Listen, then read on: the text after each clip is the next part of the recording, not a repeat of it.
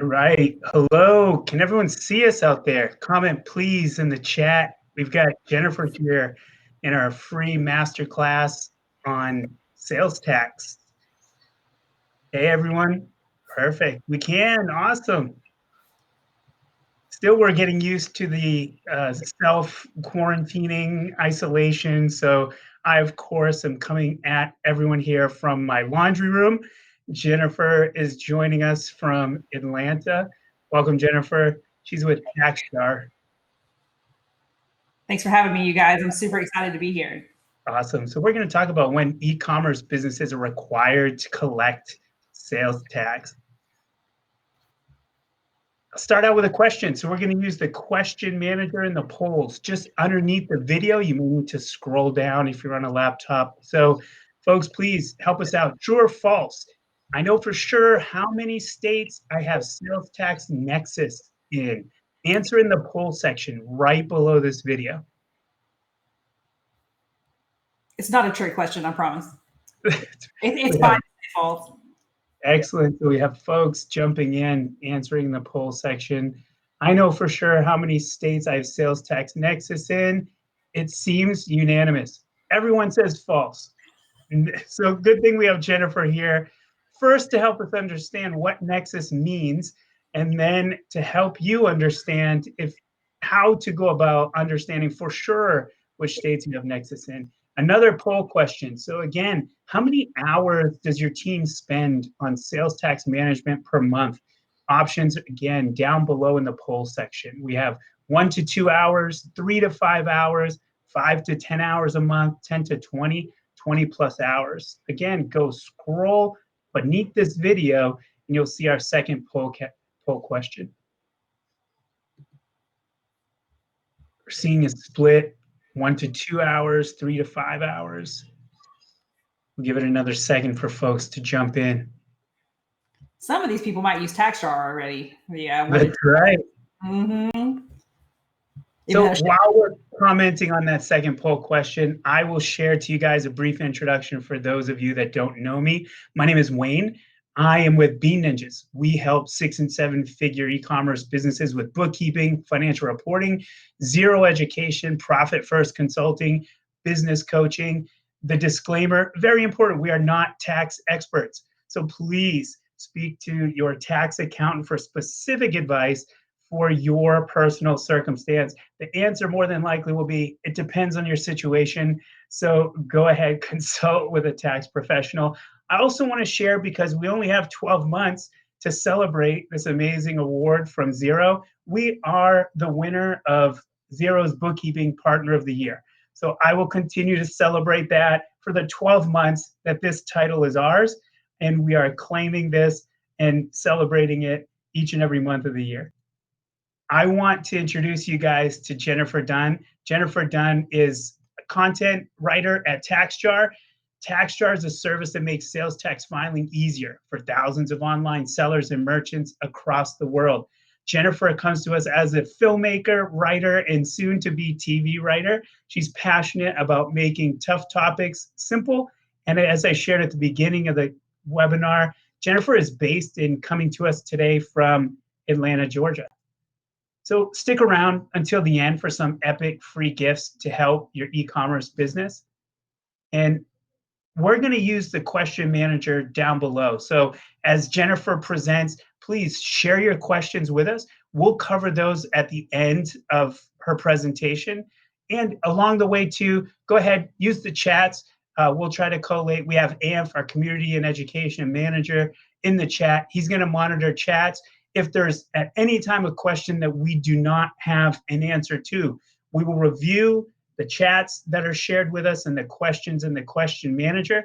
We may simply have to email you back and get you an answer or point you to who will be able to help you out. I'm going to transition here. Jennifer, if you could pull up your slides.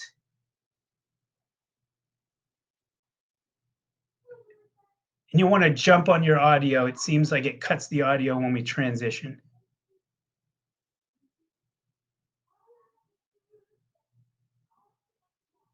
Not just yet.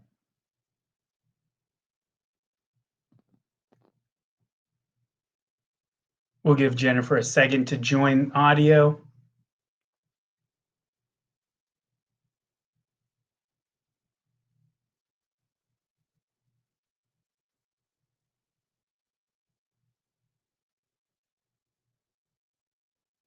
Sorry, guys. How about now? There we go. Excellent. Okay. Yeah, I had to turn off my other microphone. This might be a little not as good as my professional microphone, but it decided it don't want to work right now. I can hear you clearly. So Jennifer, I'll turn it over to you. I'm going to go ahead. I will mute. I'll monitor along with the chat, and we'll come back at the end for some epic free gifts and some questions. Thanks so much. Over to you, Jennifer. Thank you. Hey guys, I'm going to turn off my. Y'all don't see me drinking water, sneaking water every once in a while. So, and we can all just focus on the wonderful material about sales tax.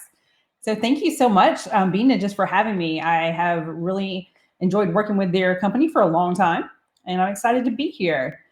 Just like Wayne, I have a disclaimer. Again, we can't give one-on-one sales tax advice because for your business, it very much depends, but we will point you in the right direction. If you have a question, or at the end of this, I can give you good general answers. So what we're going to cover today, as you might have noticed, the topic is when you should collect sales tax. So we're not going to get into what you should do once you figured out you should collect sales tax. We're only going to talk about just sort of the basics of how you decide when you need to collect sales tax, which it sounds like people do because only everybody said false, that they knew where they had Nexus. So when you should collect sales tax, we'll cover what is sales tax anyway, in what states to collect, which products are taxable, that's an important one, some common sales tax scenarios, and then I'm going to cover just a little bit about what happens next if you figure out you have sales tax nexus. What is it? First of all, sales tax, it's a pass-through tax. That just means it passes straight through your business. You collect it from your customers, you hand it over to the state government, and that's the state government, not the federal government. Sellers are collection agents.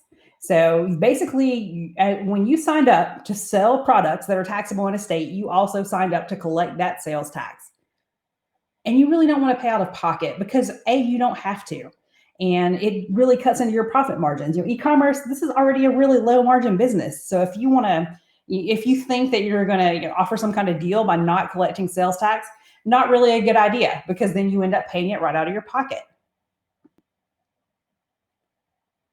And this is the big question. This is what we're going to talk about mostly today. Where are you required to collect sales tax? And as I'm talking about this does get a little bit complicated. I don't want you to worry. Over at TaxJar, we're happy to talk about this with you all day. We have lots of blog posts and different resources too that will help you. So, feel free to also put those questions in the chat. All right, I'm going to throw this real wonky sentence at you, but then we're going to go over it. Basically, when you have sales tax nexus in a state, so remember that word nexus, and the products you sell are taxable, you're required to comply with sales tax laws in that state. All right, what on earth does that mean, Jennifer? Let me explain. First of all, again, there's no single governing body for sales tax in the US. So there are 46 different states with sales tax and Washington, D.C. Alaska has recently decided that they also want to get in on the sales tax game. So there's all these different definitions of nexus of who has to collect. There are different ideas about what products are taxable. There are different sales tax rates because you may notice you buy something at the grocery store in your hometown and you might pay 6% sales tax, right? But then you go across town or to a different county, all of a sudden the sales tax rate might be 9%. And that's because states and local areas are allowed to set their own sales tax. And also due dates. In one state, you might pay sales tax on the 20th of the month every month. But in another state, they might want you to pay on the 15th of the month. States they did not all get together and collaborate on this. They just all made their own rules and laws. These are the things that give you nexus. So as I talk about these different categories on this map, I want you to just think about your business and how you sell. So, and also where your presence is in different states in the US. So first of all, there are employees. Anywhere where you have an employee, which can include a contractor, a salesperson, a repair person, anything like that, you likely have Nexus and are required to collect sales tax. Other things that create Nexus, definitely a location. Your location, even where just if you work from your kitchen table or from a chair in your garage, it doesn't matter if it's a home office. If you have a business location there, you have Nexus and are required to collect sales tax. Other things include a warehouse, doing temporary business, like maybe you go across state lines to sell at a trade show or craft fair. Having an affiliate, somebody who sends you business in exchange for a small cut of that. Inventory stored, drop shipping, and then last but not least, economic nexus. And economic nexus is basically, it just means that you make a lot of money in that state. And we'll go over that more because that's kind of the $1 million question right now. So economic nexus, how we got to economic nexus was through a Supreme Court decision called South Dakota versus Wayfair. I'm not going to go into super detail about that because it's a little bit complicated, but basically this kind of happened in 3 parts. In 2016, South Dakota passed a law. They knew this was an unconstitutional law. They knew it could not be enforced. That said, if any retailer that's not collecting sales tax in South Dakota and makes more than $100,000 in gross sales or 200 transactions in a year, needs to register and collect sales tax. So knowing that this was unconstitutional, they quickly followed this up by suing a bunch of retailers they knew would fall into that criteria, but were not collecting sales tax. And they included Wayfair, which is why the Supreme Court case got the name that it did. And guess what?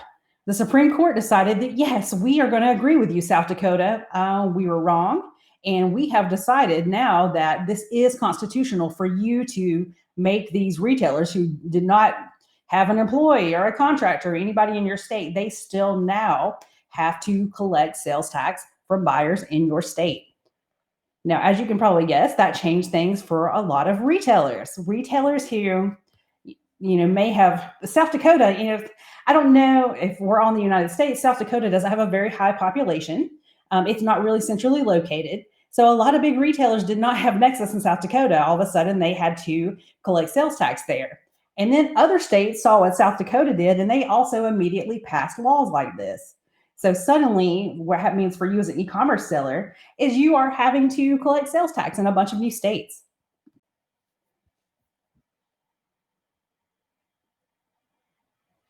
Sorry, guys, each needs some water. Okay, each state, they have their own laws now. And nearly every state, look, you can see all the green states on the map have economic nexus laws. It looks like Missouri and Florida, those are the only 2 that really don't. So all of a sudden, you may have been collecting sales tax in a couple of states, but if you're a very high volume seller, or even if you make over 100 transactions in a lot of states, then you're required to collect sales tax. So let's talk about that. Look, like we were looking at the map earlier, every state has different sales tax rules and laws. For example, California is actually very generous with sellers. They say, look, if you make $500,000 a year in gross revenue in our state, you're required to collect sales tax. But Connecticut and Illinois, they're a little more indicative of how other states think about sales tax. Connecticut says, look, you make $100,000 a year in our state and 200 or more separate transactions in the state, you're required to collect sales tax now. But look at Illinois, they're a little different. It looks the same, the numbers look the same, but they say you make $100,000 a year or 200 separate transactions in the previous 12 months. So look at Illinois, say that you sell cell phone cases. They're pretty small, but you probably have a high volume business. Well, it could be pretty easy for you to sell over 200 cell phone cases in Illinois in a year without making anywhere near $100,000. But still, because you made those 200 sales, you're required to collect sales tax in Illinois. Now, I used to give this presentation in person a lot back before when we could. And this a lot of times where I would get the stare. People are thinking, oh no, what should I be worried? What should I worry about? So the one thing I want to tell you, first of all, is sales tax. I mean, it really can. It can be a risk for your business. but you're doing the right thing by being here and getting educated, because the more you know, then the more you know, okay, well, here's what I want to do about it. So there are some kind of risks that are going on right now besides just states reaching out and finding you. States are also talking to marketplaces. So if you sell on a marketplace like Amazon or Walmart, they are now sharing information with states. States can actually compel them with a court order to share information, or they can just ask.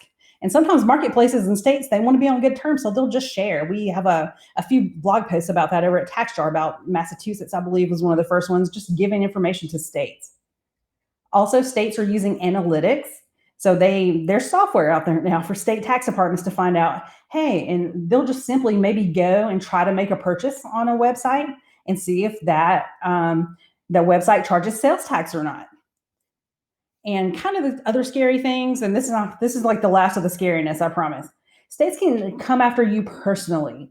So sales tax audit, it goes for you personally, and it's not dischargeable in bankruptcy. It's kind of like a student loan in that way.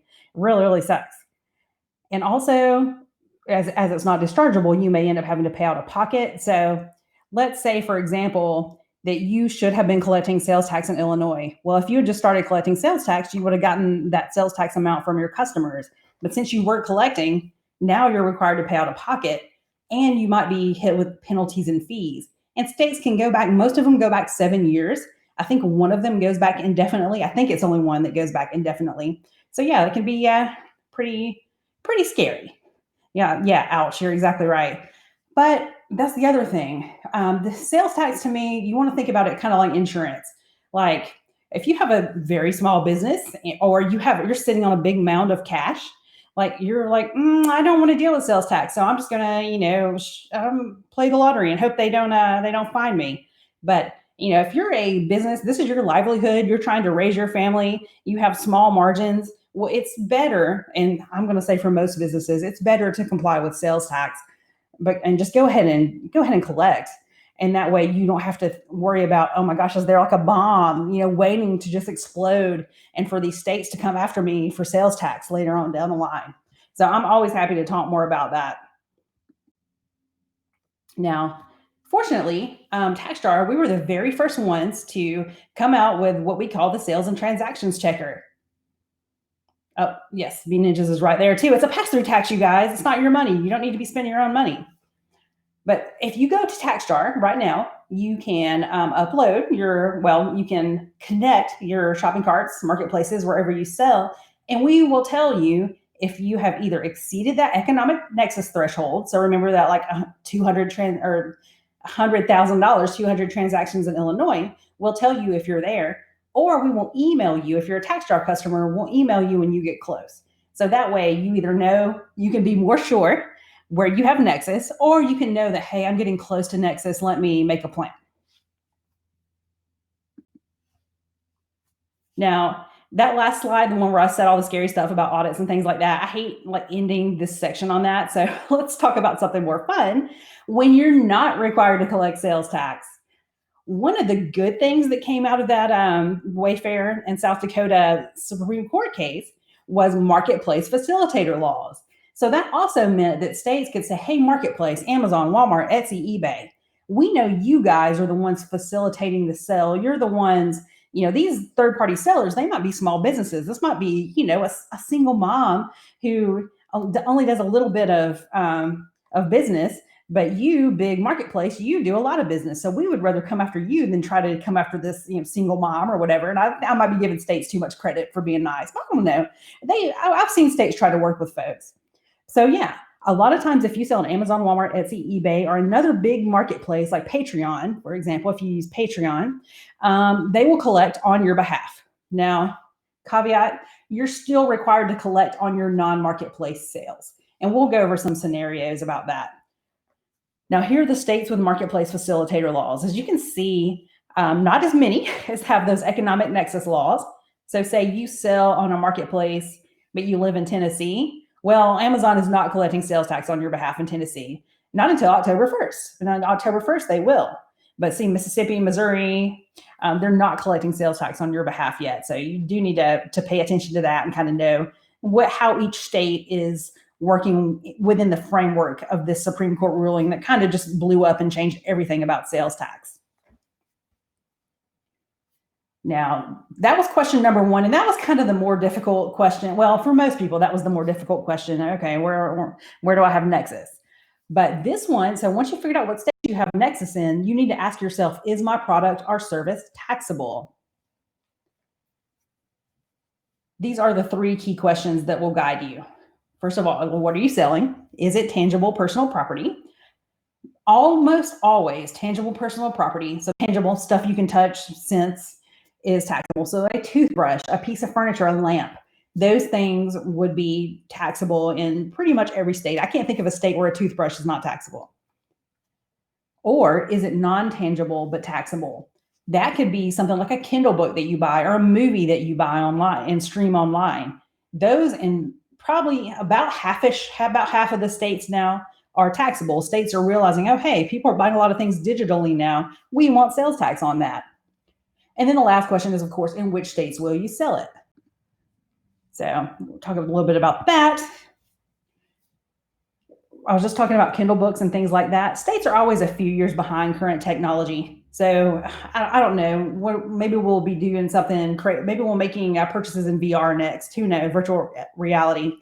And states it'll take them a good 5 or 10 years to catch on that's how people are doing business. States they're a little bit slower. They move a little bit slower. And then, of course, state legislatures have to pass laws about sales tax. So things are a little bit slow. So states only have really just now gotten wind of digital products and things like that. However, necessities like grocery items, medication, clothing, sometimes textbooks, sometimes those are considered non-taxable in a state, or they're taxed at a lower rate. So maybe in some states, the sales tax rate is 9%, but they would only tax groceries at 1%. And that's just because, kind of give people a little break. You've got to buy groceries, you've got to eat.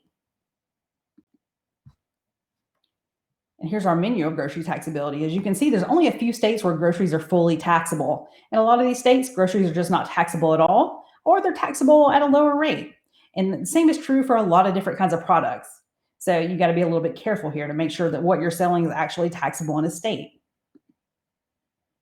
Now, I do want to go over some basic scenarios. I promised these a minute ago, and we talked about that Marketplace Facilitator Act. First of all, and I want you to try to find yourself in, there's 3 of these scenarios. I want you to try to find yourself in these. The first one is you exclusively sell on Amazon, Walmart, eBay, Etsy, or another large online marketplace. Think of yourself, think of a state where you have Nexus. Maybe it's your home state, like I'm in Georgia. Your state has a marketplace facilitator law. So yeah, it sure does. My state, Georgia, sure does. The marketplace collects sales tax from my buyers and remits it to the state. Yeah, that happens. Then I am not generally required to collect sales tax from buyers in my state. So that's good, right? I don't have to bother with the whole collection aspect of this. Now, I may still be required to register for a sales tax permit and file returns though. So because I'm doing business in the state may still want me to jump through some hoops. So it's not like I'm totally in the clear just because I live in a state with a marketplace facilitator law. And now on the other hand, say I hire my sister in Florida to work for me. Well, they don't have a marketplace facilitator law, so I would have to collect sales tax from my Florida buyers because my sister working for me would give me Nexus. All right, here's the second scenario. You sell in a marketplace and you're on online or brick and mortar store. So say you also have a WooCommerce store, for example. Well, I have Nexus in the state. They have a marketplace facilitator law. Cool. And the marketplace is going to collect sales tax on all the sales that I make through that marketplace. Let's say it's Walmart. They'll remit that to the state. It's all good. However, I'm liable for collecting and remitting sales tax from my non-marketplace sales. So if I make a sale on my Shopify store, or I make a sale, maybe I have a little store on the corner. If I make a sale at my store on the corner, then I need to collect sales tax. So again, that can be a little bit complicated. And to sort of add insult to injury, marketplace sales, they can count toward economic nexus. So maybe I only make a few sales from my Shopify store into Illinois, but the marketplace sales that I make, maybe I make a lot more sales on Amazon. Well, that can count toward economic nexus. So I can end up having nexus in Illinois, even though I'm not collecting a lot of sales tax in Illinois. So yeah, I know that one is kind of the most confusing one for a lot of people. On this last one, okay. You sell on Amazon FBA. This is the one that confuses a lot of people. Storing inventory for sale in an Amazon fulfillment center, that usually in most states, a couple have said it doesn't, but that usually gives you sales tax nexus. So again, if you only sell on Amazon and you only have nexus in states where those marketplace facilitator laws exist, then you're all good. You don't need to collect. But Amazon has warehouses in Florida. They have warehouses in Missouri. So if you sell on Amazon, you may live in Washington State, but you may end up having inventory in Florida and needing to collect sales tax in Florida because Amazon has stored your inventory in a warehouse in Florida. So yeah, I know that can be a little bit confusing. Feel free, if I need to talk about that anymore, to ask a question.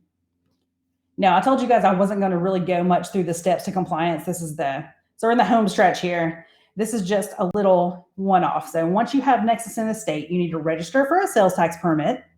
You need to set up sales tax collection on all your shopping carts and ERPs in that state. And thankfully, most shopping carts and ERPs, they have a method for you to do that pretty easily. You also need to file and pay when the state tells you to. And this next step, I think, is an important one. You need to automate sales tax with TaxJar. All right, so how can TaxJar help with that automation? We will give you simple sales tax reports. So we'll combine all your sales data. You just put your marketplaces, your shopping carts, your ERPs in TaxJar. We combine it for you and we say, hey, this is what you owe to North Carolina. And we also tell you everything that you need to put on every line of the South Carolina or the California or the Illinois sales tax filing. And that can be really complicated. If anybody here has ever filed a sales tax return in a complicated state, they'll know that it is a huge headache. And most states, unfortunately, are complicated. For example, California. See, California, you have to, first of all, you have to round. And sometimes you have to round up and sometimes you have to round down. And if your numbers don't add up the way California wants it to, you end up having to go in there and kind of fudge the numbers, which makes you feel really bad. And it just doesn't make much sense, but that's what California wants. So yeah, it's crazy. And also look at this page that you're looking at here. It scrolls down and down and down and down. And this is just one of 3 potential forms you'll have to fill out when doing your California sales tax return. It's just insane. So TaxJar reports, we'll give you one report. You just put the numbers in manually if you want to, and that's all she wrote. See, look how quick and easy that is. Or if you don't ever want to touch a sales tax filing again, which I don't blame you, we have AutoFile in every U.S. state. We file your return just the way the state wants to see it. We pay your return. And so all you do is enroll once and you're done. You never have to look at a sales tax filing again. Most people, when they think about TaxJar, they want that auto file. They want it to be, set it and forget it. You also, again, will manage your current economic nexus status. We'll show you where you have that economic nexus, those transactions and meeting that sales threshold. And we'll even tell you if you lose economic nexus. So, hey, you might get good news every once in a while from TaxJar, even though, if you lose economic nexus, that might mean your sales have fallen. So maybe you don't want that. And we also have real-time calculations with our SmartCalcs API. Like I was telling you that some states have different sales tax rates in different locations, and some states tax groceries and some don't. Well, TaxJar's API takes care of all of that.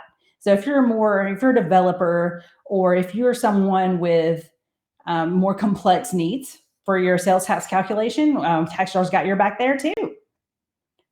And here's a bunch of additional resources I'd like to point to you. Remember, we have that disclaimer. Well, this bottom link that can help you find your sales tax CPA there. Check out our blog, check out TaxJar Help, and then check out our YouTube channel if you're more of a visual person. And all right, guys, that's it. I hope that demystified sales tax for you a little bit. Remember, there's a lot more where that came from. So please check out the rest of our resources. And if you had any questions, I am happy to answer them.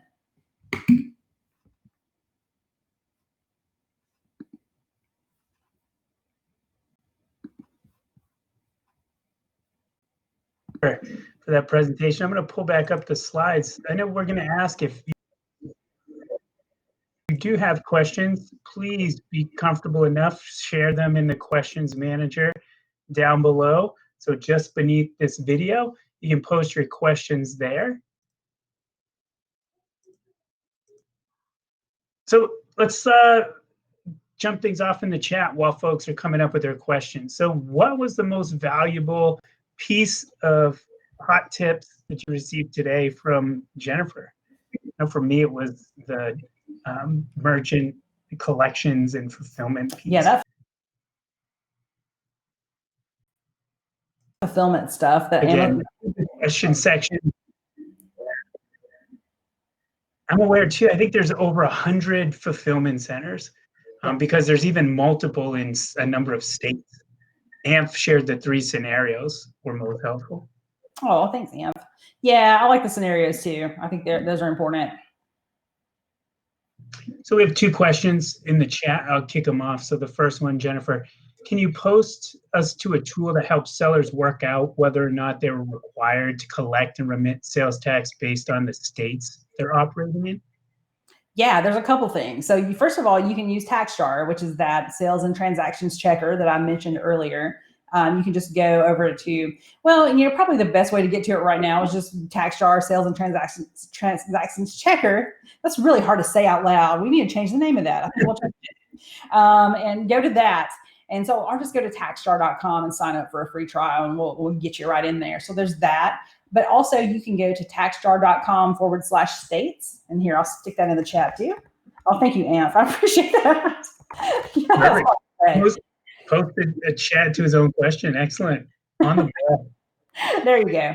Yeah, and then you can, if you go to that link I just put in the chat, there is all the information you really need about a state. And if you sell something kind of weird, that is not a grocery item, but maybe it is kind of a grocery item, like a supplement or something like that, just talk to us. We can make sure that we handle that for you as well. So Jennifer, I'll ask a question before I get to the next one in the chat. I often meet with e-commerce sellers and they say, when the topic of sales tax comes about, I'm just going to remain ignorant. What are the consequences if folks try to plead ignorance and say that they just simply didn't know? States don't care. And I hate saying that. When we first started TaxJar, gosh, that's 7 years ago now, that was everybody. Everybody was pretty much ignorant. And the states were kind of ignorant too. They didn't know that Amazon FBA was a thing. But once they started finding out, that's when all this craziness happened. That's when the Supreme Court decision that I referenced happened. So states now are well aware of e-commerce. They're using analytics tools to find people, and they don't care. Now, I won't say they're heartless. They can be quite, I've heard them be quite heartless, just, not caring how much money they're asking from people, but they can also be helpful. And one thing you can do before I just scare everybody, say you had your head in the sand for years and years, and now you're looking backwards and you're saying, oh gosh, I should have collected $50,000 or $100,000 in sales tax or something, a god awful amount that you can't imagine paying out of pocket now. I recommend talking to one of those sales tax pros, because they can help you do something called a voluntary disclosure agreement. And that basically, they go to the state and they say, hey, I know a guy, he owes you guys this much money, but if you let him pay this much money, this smaller amount of money, and get off scot-free after that, as long as he collects sales tax in the future, then how about it? How about we make a deal? And a lot of times states will make a deal. And right now, especially during the recession and COVID, states are really hungry for money. They have all said that they're making way less money in sales tax. And states pay for schools and roads and public safety and trauma hospitals and things like that. So states really want that money. Now might be a really good time to go and try to make a deal with the state. And that's anonymous. So if the state says, no, we're not going to take the deal, and we want to know this guy's name and we want to prosecute, or whatever, we want to audit him or whatever, then your pro, they won't tell them your name. So you'll still be safe. Excellent. Gabrielle says in the chat, thank you, Jennifer. I think a lot of people don't understand or are aware of physical and economic nexus. So glad you shared the differences and explained. Oh, thank you, Gabrielle. We have another question in the questions manager. So if I sell on Amazon, does that mean I don't have to deal with sales tax anymore? Yeah, I wish.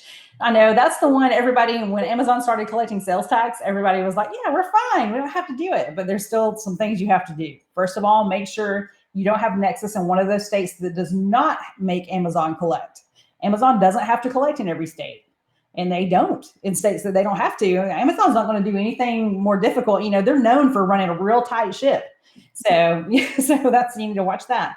And second of all, in a lot of states, you still need to register for a sales tax permit, even if you only sell on marketplaces, because those states still, they're saying, look, you're doing business in our state. So, and that's what they want to know. They want to keep track of you. You may even still have to file sales tax returns periodically. Like in Connecticut, for example, you don't have to file every month or every quarter, but they still want marketplace only sellers to file a sales tax return once a year. So yeah, and that's kind of just state by state. And we have some good resources about that on the TaxJar blog too. I know there are also some amazing guides and how to go about and the specific links that you need to click to get registered, or at least understand where you need to go and what information you need available when looking to sit down and get registered across all states. Yes, we do. I'll stick that in here too, you guys. You're asking the questions I'm ready for. Excellent. Yeah, we have guides on how to register for sales tax permits in every state. And I'm actually currently updating these to make sure they're all up to date. So we are always very happy to, say you go here and Jennifer has not gotten to Wyoming to update it yet. And just send us an email at support@taxjar.com and we will update that content ASAP. We always want to make sure that we're as up to date as possible on all this stuff for you guys. But yeah, that link I just shared in the chat, how to register for sales tax permits, you should be all set. Excellent. We have 2 more questions in the question manager, and I want to share this as well. We are recording and we will share the replay of this session with anyone that has registered. So if you did miss the session, I invite you to ask questions. We will make sure that either ourselves or Jennifer get those questions handled. So let's jump in here in the questions manager. So whether or not sales tax applies is dependent upon the location of your fulfillment center. Or do you need to know where your buyers are located? Yes. Okay. Yeah, both. Okay. So where you have Nexus depends on the fulfillment center, correct? So if you have inventory in a fulfillment center and in one of the Amazon fulfillment centers, that creates Nexus in that state, except for New York. New York says it doesn't. The other states, yes, it does. But then when you collect sales tax, that's when it matters. So say you have Nexus in Nevada, you never make a sale to anybody in Nevada ever. Well, then you don't really have to worry about collecting or remitting sales tax. Well, actually, that was a bad example. Let's do Florida, since Florida doesn't have one of those laws. But now, if you do make a sale in Florida, then you're required to collect sales tax. And since you can't tell Amazon, you can't say, hey, Amazon, don't sell to anybody in Florida, then you still would be required to register and collect sales tax if you meet that Nexus criteria. Awesome. Next question from Janine. Do you only have to register if you reach Nexus, depending on the state? You do. So let's, again, think about Nexus in 2 ways. We have that physical Nexus, right? So an employee, a location, inventory, and a warehouse, that gives you automatically Nexus. So that has nothing to do with that dollar amount that we were talking about with economic Nexus. So economic Nexus is just one form of Nexus. But say you have no connection to a state except for maybe economic Nexus, then yes, you only have to register once you hit that. Usually it's $100,000 or 200 transactions. Now, also recall every state is different when it comes to how much the economic Nexus threshold is. So another state might say it's $200,000 or another state might say it's $50,000. Again, you need to just check with every state and see what their thresholds are. And I'll put you guys another link in the chat too. And it's critical to be registered if you plan to report and remit. You cannot remit and report if you have not registered in the state. Yeah, that's actually quite illegal. Because the state thinks that you're collecting sales tax on their behalf. You're telling your customer, hey, give me that 70 cents. I'm going to give it to the state. But then if you're not registered, though, the state's like, well, you're just misrepresenting yourself. So always register before you collect. Very important. Excellent. So the last question we currently have in the question manager, if you run a remote team of contractors, do you automatically have Nexus in those states? Usually, yes. It depends on the state. States get to make a decision of, hey, this creates Nexus and this doesn't. So contractors, that's something you would have to check with each state. And also, like when you get a new contractor, one question you have to ask is, okay, I have this new contractor. She's in Nebraska. Does Nebraska say that my contractor gives me sales tax Nexus? A lot of times Nebraska does say that. So yeah, you need to be really careful there. For that one, I especially advise talking to a sales tax pro just to make sure your ducks are in a row. It's good insurance for you. Excellent. So we've answered all questions that had been posted in the questions manager. I will allow for just another moment for folks to post those questions down below this video in the questions manager. I will also offer, if you do have questions and you're watching the replay, please email them to hello@Bean Ninjas, and I'll make sure that they get addressed for you. Or I'll link up with Jennifer and make sure TaxJar has an opportunity to take a look and provide a response to you. I do want to share with everybody, we promised at the beginning an amazing free gift. So get cash confident. Want help to get clear on your numbers? Schedule a free, no obligation, know your numbers audit call. Plus, jump on the link, beanninjas.com/cash confident. Receive a free cash flow planning tool. Again, we host these events periodically. Our next event will be on June 10th. Same time, we are covering your 90-day plan to profitability using Profit First. So looking to get your six-figure service, business, or agency profitable, jump on with us in our next masterclass to gain some insights to profitability using the Profit First methodology. I do want to say thank you so much, Jennifer, for joining us. Thank you, TaxJar, for being our partner. We have some thank yous here in the chat. If you click the offers tab, there's also a sales tax 101 guide, an ebook free from TaxJar. So please go ahead, grab that ebook. Again, if there's questions while watching the replay, go ahead, email those to us at hello@beanninjas.com. Thank you, Jennifer, once again. We really appreciate you being on with us today. Thank you so much. It was so fun. We'll take care.